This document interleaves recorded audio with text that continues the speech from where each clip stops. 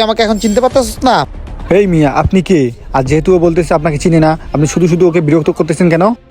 দেখ তুই চুপ থাক, তোর জন্য আজকে আমার বোন খারাপ হয়ে গেছে গা। লেখাপড়ায় কোনো মনোযোগ দেয় না। আমি বুঝলাম না তুই ওর কি জাদু করছস। হ্যাঁ বল, কি তাবিজ করছস? লাশবারের মতো আমি তোকে বলে দিচ্ছি, তোকে যেন আমার বোনের আশেপাশে আমি না দেখি।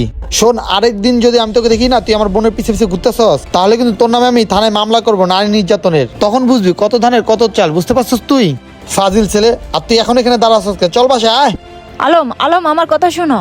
এটা কি হলো? মিথিলা বড় ভাই ওকে নিয়ে গেল? আলম, আলম, আর আপনি কে? আপনি আমার হাত কেন টানতেছেন? ছাড়েন। আরে আয় তো, কথা কইস না। ও শিট, সব প্ল্যান ওর ভাইয়ের জন্য মাটির সাথে মিশে গেল। ওর ভাইটা যে কোথা থেকে আসলো, দূর। আর আপনি কে? আপনি কোথাকার ভাইয়া? আপনাকে তো আমি চিনি না। আপনি আমার হাতটা ছাড়ান তো বলতাছি। আরে আপু আমার সাথে এমন কেন করতেছে? কি হয়েছে? কথা বলছেন না কেন? কে আপনি বলেন? দেখেন আপু, আপনাকে আমি আসলেই চিনি না। কি আপনি আমাকে চিনেন না? তো কেন এখানে আমার